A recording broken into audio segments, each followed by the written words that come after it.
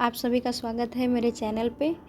आज हम लोग नया टॉपिक पढ़ने वाले हैं जिसमें हम लोग चर्चा करेंगे कि two aspect of equality with regards to its meaning. लोगों ने इससे पहले वाले लेक्चर में पढ़ा था कि कंसेप्ट ऑफ इक्वालिटी के बारे में, जहाँ पे हम लोगों ने बात की कि इक्वालिटी लोग क्या समझते हैं और एक्चुअली में जो इक्वालिटी है वो क्या है।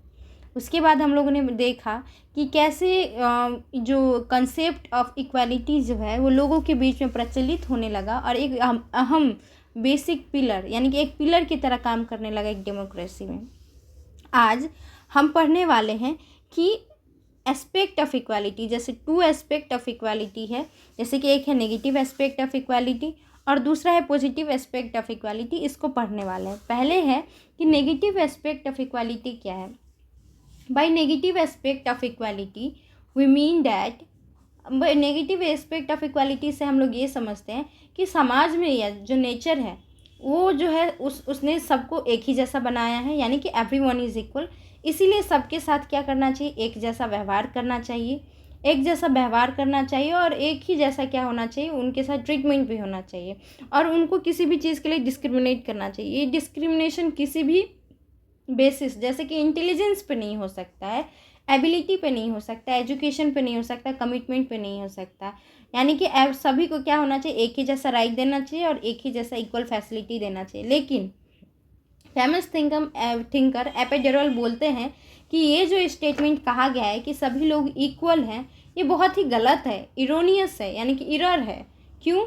क्योंकि वो उसी तरीके से इरर है जैसे अर्थ इज़ लेवल, यानी कि अर्थ फ्लैट है, ये गलत है। वैसे ही करके ये स्टेटमेंट कहना कि ऑल मैन आर इक्वल, वो भी गलत है। क्यों? ऐसा इसलिए कहा गया है कि सभी लोग जो हैं वो इक्वल नहीं हो सकते।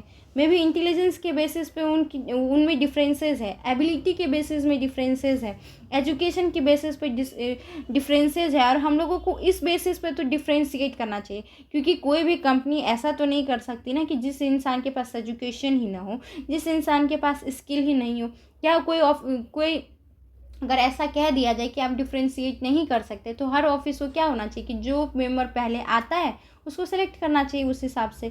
लेकिन उसका कहना है कि नेगेटिव एस्पेक्ट ऑफ इक्वालिटी कि लोगों को किसी भी बेसिस पे आपको भेदभाव नहीं करना चाहिए, इवन इंटेलिजेंस के बेसिस पे, एबिलिटी और एजुकेशन पे बेसिस पे नहीं करना चाहिए, जो कि बहुत गलत बात है।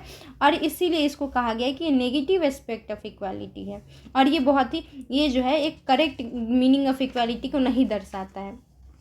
अब दूसरा पॉजिटिव एस्पेक्ट ऑफ इक्वालिटी क्या है। पॉजिटिव एस्पेक्ट पॉजिटिव अब है कि पॉजिटिव एस्पेक्ट है। पॉजिटिव एस्पेक्ट ऑफ इक्वालिटी का मतलब होता है कि हर इंसान को इक्वल अपॉर्चुनिटी प्रोवाइड करना।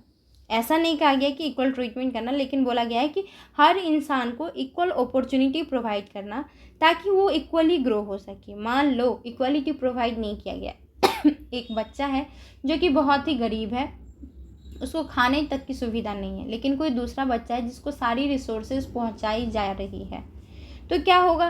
क्या ये दोनों बच्चे एक तरीके से ग्रो कर पाएंगे? नहीं कर पाएंगे। तो इसीलिए बोला गया है कि कम से कम वो बेसिक रिक्वायरमेंट पूरी की जानी चाहिए, उनको वो अपॉर्चुनिटी प्रोवाइड करनी चाहिए। इसीलिए गवर्नमेंट जो क्या करती है वो फ्री एजुकेशन प्रोवाइड करती है, या जो बहुत ही पॉवर्टी लाइन पे है तो उनको क्या सरकार जो है वो फ्री फूड प्रोवाइड करती है, उनको फूड क्या राशन कार्ड, आधार कार्ड, इस सब के हिसाब से क्या करते हैं, उनको फूड की जो फूड जो है उसकी अवेलेबिलिटी दी जाती है ताकि उनकी जो बेसिक रिक्वायरमेंट है वो पूरी हो जाए और वो एजुकेशन के थ्रू वो उस अपॉर्चुनिटी को पा सके, ताकि वो भी उस लेवल पे आ सके।